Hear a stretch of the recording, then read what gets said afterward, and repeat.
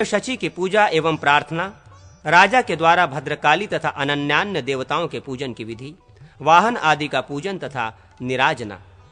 पुष्कर कहते हैं, अब मैं राजाओं के करने योग्य सानवत्सर कर्म का वर्णन करता हूं।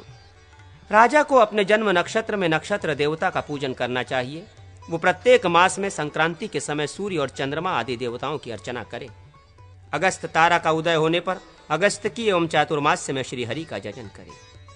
श्रीहरि के शयन और उत्तापाथान काल में अर्थात हरिशयनी एकादशी और हरि प्रबोधनी एकादशी के अवसर पर 5 दिन का उत्सव करे। भाद्रपद के शुक्ल पक्ष में प्रतिपदा तिथि को शिविर के पूर्व दिग्भाग में इंद्र पूजा के लिए भवन निर्माण करावे। उस भवन में इंद्रध्वज पताका की स्थापना करके वहां प्रतिपदा से लेकर अष्टमी तक शची और इंद्र की पूजा करे। अष्टमी को वाद्य घोष के साथ उक्त पताका में ध्वजदंड का प्रवेश करावे। फिर एकादशी को उपवास रखकर द्वादशी को ध्वज का उत्तोलन करे। फिर एक कलश पर वस्त्रादि युक्त देवराज इंद्र एवं शची की स्थापना करके उनका पूजन करे। इंद्रदेव की इस प्रकार प्रार्थना कहे, शत्रु विजयी वृत्तनाशन पाक शासन महाभाग देवदेव, आपका अभ्युदय हो। आप कृपा पूर्वक इस भूतल पर पधारे हैं। आप सनातन प्रभु, संपूर्ण भूतों के हित में तत्पर रहने वाले, अनंत तेज से संपन्न विराट पुरुष तथा यश एवं विजय की वृद्धि करने वाले हैं। आप उत्तम वृष्टि करने वाले इंद्र हैं। समस्त देवता आपका तेज बढ़ाएं। ब्रह्मा विष्णु शिव कार्तिकेय विनायक आदित्यगण वसुगण रुद्रगण साध्यगण भृगुकुलोत्पन्न महर्षि दिशाएं मरुदगण लोकपाल ग्रह यक्ष पर्वत नदियां समुद्र श्रीदेवी भूदेवी गौरी चंडिका एवं सरस्वती, ये सभी आपके तेज को प्रदीप्त करें। शचीपते इंद्र, आपकी जय हो। आपकी विजय से मेरा भी सदा शुभ हो। आप नरेशों ब्राह्मणों एवं संपूर्ण प्रजाओं पर प्रसन्न होइए। आपके कृपा प्रसाद से ये पृथ्वी सदा सस्य संपन्न हो, सबका विघ्न रहित कल्याण हो तथा ईतियां पूर्णतया शांत हो। इस अभिप्राय वाले मंत्र से इंद्र की अर्चना करने वाला भूपाल पृथ्वी पर विजय प्राप्त करके स्वर्ग को प्राप्त होता है। आश्विन मास के शुक्ल पक्ष की अष्टमी तिथि को किसी पट पर भद्रकाली का चित्र अंकित करके राजा विजय की प्राप्ति के लिए उसकी पूजा करें। साथ ही आयुध धनुष ध्वज छत्र राज चिन्ह मुकुट छत्र तथा चंवर आदि तथा अस्त्र शस्त्र आदि की पुष्प आदि उपचारों से पूजा करें। रात्रि के समय जागरण करके देवी को बलि अर्पित करें। दूसरे दिन पुनः पूजन करें। पूजा के अंत में इस प्रकार प्रार्थना करें, भद्रकाली महाकाली दुर्गतिहारिणी दुर्गे त्रैलोक्य विजयनीयनी चंडिके, मुझे सदा शांति और विजय प्रदान कीजिए। अब मैं निराजन की विधि कहता हूँ। ईशान कोण में देव मंदिर का निर्माण करावे। वहां 3 दरवाजे लगाकर मंदिर के गर्भगृह में सदा देवताओं की पूजा करें। जब सूर्य चित्रा नक्षत्र को छोड़कर स्वाति नक्षत्र में प्रवेश करते हैं, उस समय से प्रारंभ करके जब तक स्वाति पर सूर्य स्थित रहे तब तक देव पूजन करना चाहिए। ब्रह्मा विष्णु शिव इंद्र अग्नि आयु विनायक कार्तिकेय वरुण विश्रवा के पुत्र कुबेर यम विश्वदेव एवं कुमुद ऐरावत पद्म पुष्पदंत वामन सुप्रतीक अंजन एवं नील, इन 8 दिग्गजों की ग्रह आदि में पूजा करनी चाहिए। तदनंतर पुरोहित धृत समीधा श्वेत सशर्प एवं तिलों का होम करें। 8 कलशों की पूजा करके उनके जल से उत्तम हाथियों को स्नान कराए। तदनंतर घोड़ों को स्नान करावे और उन सब के लिए ग्रास दे। पहले हाथियों को तोरण द्वार से बाहर निकाले, परंतु गोपुर आदि का उल्लंघन न करावे। तदनंतर सब लोग वहां से निकलें और राज चिन्हों की पूजा घर में ही की जाए। शतभिषा नक्षत्र में वरुण का पूजन करके रात्रि के समय भूतों को बलि दें। जब सूर्य विशाखा नक्षत्र पर जाए उस समय राजा आश्रम में निवास करे। उस दिन वाहनों को विशेष रूप से अलंकृत करना चाहिए। राज चिन्हों की पूजा करके उन्हें उनके अधिकृत पुरुषों के हाथों में दें। धर्मज्ञ परशुराम, फिर कालज्ञ ज्योतिषी हाथ अश्व छत्र खड्ग धनुष दुदुम्बी ध्वजा एवं पताका आदि राज चिन्हों को अभिमंत्रित करें। फिर उन सबको अभिमंत्रित करके हाथी की पीठ पर रखें। ज्योतिषी और पुरोहित भी हाथी पर आरूढ़ हो। इस प्रकार अभिमंत्रित वाहनों पर आरूढ़ होकर तोरण द्वार से निष्क्रमण करें। इस प्रकार राजद्वार से बाहर निकलकर राजा हाथी की पीठ पर स्थित रहकर विधि पूर्वक बलि वितरण करे। फिर नरेश स्वस्थिर चित्त होकर चतुरंगिणी सेना के साथ सर्व सैन्य समूह के साथ जय घोष कराते हुए दिगंत को प्रकाशित करने वाले जलते मसालों के समूह की 3 बार परिक्रमा करें।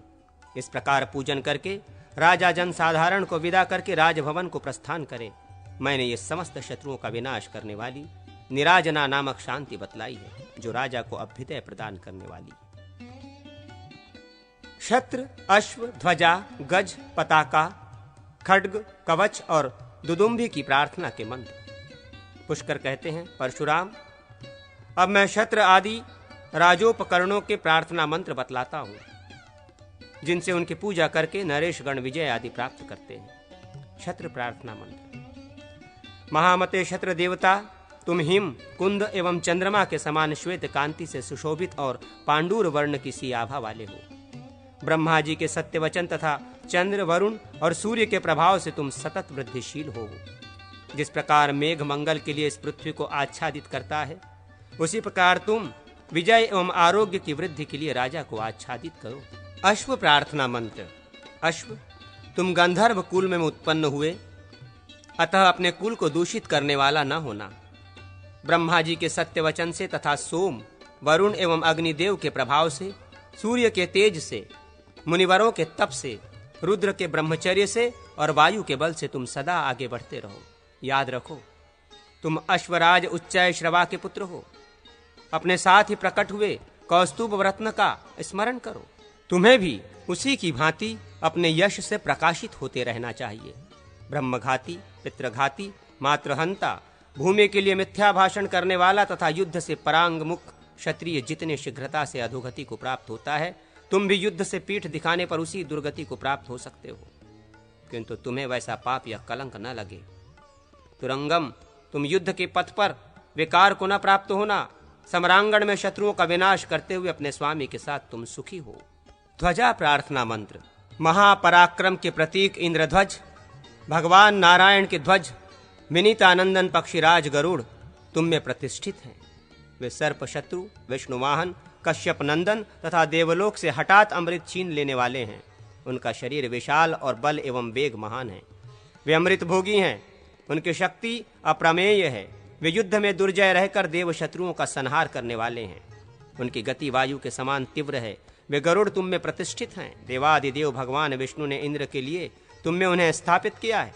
तुम सदा मुझे विजय प्रदान करो, मेरे बल को बढ़ाओ, घोड़े, कवच तथा आयुधों सहित हमारे योद्धाओं की रक्षा करो और शत्रुओं को जलाकर भस्म कर दो। गज प्रार्थना मंत्र। कुमुद, ऐरावत, पद्म, पुष्पदंत, वामन, सुप्रतीक, अंजन और नील, ये 8 देवयोनि में उत्पन्न गजराज हैं। इनके ही पुत्र और पौत्र 8 वनों में निवास करते हैं। भद्र, मंद, मृग एवं संकीर्ण जातीय गज वन वन में उत्पन्न हुए हैं। हे महागजराज, तुम अपनी योनि का स्मरण करो। वसुगण, रुद्र, आदित्य एवं मरुदगण तुम्हारी रक्षा करें। गजेंद्र, अपने स्वामी की रक्षा करो और अपनी मर्यादा का पालन करो। ऐरावत पर चढ़े हुए वज्रधारी देवराज इंद्र तुम्हारे पीछे पीछे आ रहे हैं, ये तुम्हारी रक्षा करें। तुम युद्ध में विजय पाओ और सदा स्वस्थ रहकर आगे बढ़ो। तुम्हें युद्ध में ऐरावत के समान बल प्राप्त हो। तुम चंद्रमा से कांति, विष्णु से बल, सूर्य से तेज, वायु से वेग, पर्वत से स्थिरता, रुद्र से विजय और देवराज इंद्र से यश प्राप्त करो। युद्ध में दिग्गज दिशाओं और दिक्पालों के साथ तुम्हारी रक्षा करें। गंधर्वों के साथ अश्विनी कुमार सब ओर से तुम्हारा संरक्षण करें। मनु, वसु, रुद्र, वायु, चंद्रमा, महर्षिगण, नाग, किन्नर, यक्ष, भूत, प्रमथ, ग्रह, आदित्य, मातृकाओं सहित भूतेश्वर शिव, इंद्र, देव सेनापति कार्तिकेय और वरुण तुम में अधिष्ठित हैं। वे हमारे समस्त शत्रुओं को भस्मसात कर दें और राजा विजय प्राप्त करें। पताका प्रार्थना मंत्र। पताके, शत्रुओं ने सब ओर से जो घातक प्रयोग किए हों, शत्रुओं के वे प्रयोग तुम्हारे तेज से अभिहत होकर नष्ट हो जाएं। तुम जिस प्रकार काल नेमि वध एवं त्रिपुर संहार के युद्ध में, हिरण्यकश्यपु के संग्राम में तथा संपूर्ण दैत्यों के वध के समय सुशोभित हुई हो, आज उसी प्रकार सुशोभित हो। अपने प्रण का स्मरण करो। इस नीलोज्ज्वल वर्ण की पताका को देखकर राजा के शत्रु युद्ध में विविध भयंकर व्याधियों एवं शस्त्रों से पराजित होकर शीघ्र नष्ट हो जाएं। तुम पूतना, रेवती, लेखा और कालरात्रि आदि नामों से प्रसिद्ध हो। पताके, हम तुम्हारा आश्रय ग्रहण करते हैं। हमारे संपूर्ण शत्रुओं को दग्ध कर डालो। सर्वमेघ महायज्ञ में देवाधिदेव भगवान रुद्र ने जगत के सार तत्व से तुम्हारा निर्माण किया है। खड्ग प्रार्थना मंत्र। शूत्रसूदन खड्ग तुम इस बात को याद रखो कि नारायण के नंदक नामक खड्ग की दूसरी मूर्ति हो। तुम नील कमल दल के समान श्याम एवं कृष्णवर्ण हो। दुस्वप्नों का विनाश करने वाले हो। प्राचीन काल में स्वयंभू भगवान ब्रह्मा ने असी, विशसन, खड्ग, तीक्ष्णधार, दुरासद, श्रीगर्भ, विजय और धर्मपाल ये तुम्हारे 8 नाम बतलाए हैं। कृतिका तुम्हारा नक्षत्र है। देवाधिदेव महेश्वर तुम्हारे गुरु हैं। सुवर्ण तुम्हारा शरीर है और जनार्दन तुम्हारे देवता है। खड्ग, तुम सेना एवं नगर सहित राजा की रक्षा करो। तुम्हारे पिता देव श्रेष्ठ पितामह हैं। तुम सदा हम लोगों की रक्षा करो। कवच प्रार्थना मंत्र। हे वर्म, तुम रणभूमि में कल्याणप्रद हो। आज मेरी सेना को यश प्राप्त हो। निष्पाप मैं तुम्हारे द्वारा रक्षा पाने योग्य हूँ। मेरी रक्षा करो। तुम्हें नमस्कार है। दुदुम्भी प्रार्थना मंत्र। दुदुम्भे, तुम अपने घोष से शत्रुओं का हृदय कंपित करने वाली हो। हमारे राजा की सेनाओं के लिए विजयवर्धक बन जाओ। मोददायक दुदुम्भे, जैसे मेघ की गर्जना से श्रेष्ठ हाथी हर्षित होते हैं, वैसे ही तुम्हारे शब्दों से हमारा हर्ष बढ़े। जिस प्रकार मेघ की गर्जना सुनकर स्त्रियां भयभीत हो जाती हैं, उसी प्रकार तुम्हारे नाद से युद्ध में उपस्थित हमारे शत्रु त्रस्त हो उठे। इस प्रकार पूर्वोक्त मंत्रों से राजोपकरणों की अर्चना करें एवं विजय कार्य में उनका प्रयोग करें। दैवज्ञ राजपुरोहित को रक्षाबंधन आदि के द्वारा राजा की रक्षा का प्रबंध करके प्रतिवर्ष विष्णु आदि देवताओं एवं राजा का अभिषेक करना चाहिए। विष्णु पंचर स्तोत्र का कथन। पुष्कर कहते हैं, द्विजश्रेष्ठ परशुराम, पूर्व काल में भगवान ब्रह्मा ने त्रिपुर संहार के लिए उद्यत शंकर की रक्षा के लिए विष्णु पेयंजर नामक स्रोत का उपदेश किया था। इसी प्रकार बृहस्पति ने बलदैत्य का वध करने के लिए जाने वाले इंद्र की रक्षा के लिए उक्त स्रोत का उपदेश किया था। मैं विजय प्रदान करने वाले उस विष्णु पेयंजर स्वरूप बतलाता हूं। सुनो। मेरे पूर्व भाग में चक्रधारी विष्णु एवं दक्षिण पार्श्व में गदाधारी श्रीहरि स्थित हैं। पश्चिम भाग में श्रांगपाणी विष्णु और उत्तर भाग में नंदक खड्डधारी जनार्दन विराजमान है। भगवान ऋषिकेश दिक्कोणों में एवं जनार्दन मध्यवर्ती अवकाश में मेरी रक्षा कर रहे हैं। वराह रूपधारी श्रीहरि भूमि पर तथा भगवान नरसिंह आकाश में प्रतिष्ठित होकर मेरा संरक्षण कर रहे हैं। जिसके किनारे के भागों में छुरे जुड़े हुए हैं, वो ये निर्मल सुदर्शन चक्र घूम रहा है। ये जब प्रेतों और निशाचरों को मारने के लिए चलता है, उस समय इसकी किरणों की ओर देखना किसी के लिए भी बहुत कठिन होता है। भगवान श्रीहरि की यह कौमोद की गदा सहस्रों ज्वालाओं से प्रदीप्त पावन के समान उज्जवल है। ये राक्षस, भूत, पिशाच और डाकनियों का विनाश करने वाली है। भगवान वासुदेव के श्रांग धनुष के टंकार मेरे शत्रु भूत, मनुष्य, कुष्मांड, प्रेत आदि और त्रियज्ञों निगित जीवों का पूर्णतया संहार करे। जो भगवान श्रीहरि की खड्गधारामयी उज्ज्वल ज्योत्सना में स्नान कर चुके हैं, वे मेरे समस्त शत्रु उसी प्रकार तत्काल शांत हो जाएं, जैसे गरुड़ के द्वारा मारे गए सर्प शांत हो जाते हैं।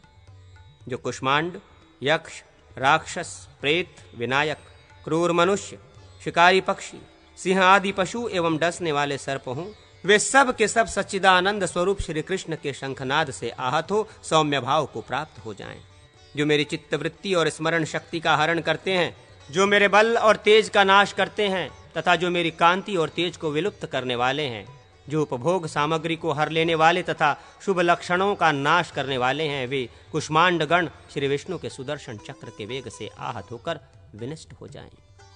देवाधिदेव भगवान वासुदेव के संकीर्तन से मेरी बुद्धि, मन और इंद्रियों को स्वास्थ्य लाभ हो।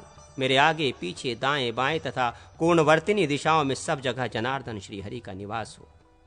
सबके पूजनीय मर्यादा से कभी च्युत न होने वाले अनंत रूप परमेश्वर जनार्दन के चरणों में प्रणत होने वाला कभी दुखी नहीं होता। जैसे भगवान श्रीहरि परम ब्रह्म है, उसी प्रकार वे परमात्मा केशव भी जगत स्वरूप हैं। इस सत्य के प्रभाव से तथा भगवान अच्युत के नाम कीर्तन से मेरे त्रिविध पापों का नाश हो जाए। वेदों के मंत्र और शाखा आदि का वर्णन तथा वेदों की महिमा। पुष्कर कहते हैं, परशुराम, वेद मंत्र संपूर्ण विश्व पर अनुग्रह करने वाले तथा चारों पुरुषार्थों के साधक हैं। ऋग्वेद, यजुर्वेद, सामवेद तथा अथर्ववेद ये 4 वेद हैं। इनके मंत्रों की संख्या 1,00,000 है। ऋग्वेद की एक शाखा सांख्यायन और दूसरी शाखा आश्वलायन है। इन 2 शाखाओं में 1 सहस्र तथा ऋग्वेदीय ब्राह्मण भाग में 2 सहस्र मंत्र हैं। श्री कृष्ण द्वैपायन आदि महर्षियों ने ऋग्वेद को प्रमाण माना है। यजुर्वेद में 1900 मंत्र हैं। उसके ब्राह्मण ग्रंथों में 1000 मंत्र हैं और शाखाओं में 1086। यजुर्वेद में मुख्यतः काण्वी, माध्यान्दिनी, कठी, माध्यकठी, मैत्रायणी, तैत्तिरीया व शम्पायनिया ये शाखाएं विद्यमान हैं। सामवेद में कौथुमी और आथर्वणायनी, राणायनिया ये 2 शाखाएं मुख्य हैं। इनमें वेद, आरण्यक, उक्था और ऊह ये 4 गान हैं। सामवेद में 9425 मंत्र हैं, ये ब्रह्म से संबंधित हैं। यहां तक सामवेद का मान बताया गया है। अथर्ववेद में सुमंतु, जाजली, श्लोकायनी, शौनक, पिप्पलाद और मुंजकेश आदि शाखा प्रवर्तक ऋषि हैं। इसमें 16,000 मंत्र और 100 उपनिषद हैं। व्यास रूप में अवतीर्ण होकर भगवान श्री विष्णु ने वेदों की शाखाओं का विभाग आदि किया है। वेदों के शाखा भेद आदि इतिहास और पुराण सब विष्णु स्वरूप हैं। भगवान व्यास से लोमहर्षण सुत ने पुराण आदि का उपदेश पाकर उनका प्रवचन किया। उनके सुमति, अग्निवर्चा, मित्रयु, शिंशपायन, कृतवृत और सावर्णी ये 6 शिष्य हुए। शिंशपायन आदि ने पुराणों की संहिता का निर्माण किया। भगवान श्रीहरि ही ब्रह्म आदि 18 पुराणों एवं 18 विद्याओं के रूप में स्थित हैं। वे सप्रपंच, निष्प्रपंच तथा मूर्त अमूर्त स्वरूप धारण करने वाले विद्यारूपी श्री विष्णु आग्नेय महापुराण में स्थित हैं। उनको जानकर उनकी अर्चना एवं स्तुति करके मानव भोग और मोक्ष दोनों को प्राप्त कर लेता है। भगवान विष्णु विजयशील, प्रभाव संपन्न तथा अग्नि सूर्य आदि के रूप में स्थित हैं। वे भगवान विष्णु ही अग्नि रूप से देवता आदि के मुख हैं। वे ही सबकी परम गति हैं। वे वेदों और पुराणों में यज्ञ मूर्ति के नाम से गाए जाते हैं। ये अग्नि पुराण श्री विष्णु का ही विराट स्वरूप है। इस अग्नि आग्नेय पुराण के निर्माता और श्रोता श्री जनार्दन ही हैं। इसलिए ये महापुराण सर्ववेदमय, सर्वविद्यामय और सर्वज्ञानमय है। ये उत्तम एवं पवित्र पुराण पठन और श्रवण करने वाले मनुष्यों के लिए सर्वात्मा श्री हरि स्वरूप ही हैं। ये आग्नेय महापुराण विद्यार्थियों के लिए विद्याप्रद, अर्थार्थियों के लिए लक्ष्मी और धन संपत्ति देने वाला, राज्यार्थियों के लिए राज्यदाता, धर्मार्थियों के लिए धर्मदाता, स्वर्गार्थियों के लिए स्वर्गप्रद और पुत्रार्थियों के लिए पुत्रदायक है। गोधन चाहने वाले को गोधन और ग्रामाभिलाषियों को ग्राम देने वाला है। ये कामार्थी मनुष्यों को काम, संपूर्ण सौभाग्य, गुण तथा कीर्ति प्रदान करने वाला है। विजयाभिलाषी पुरुषों को विजय देता है, सब कुछ चाहने वालों को सब कुछ देता है, मोक्ष कामियों को मोक्ष देता है और पापियों के पापों का नाश कर देता है।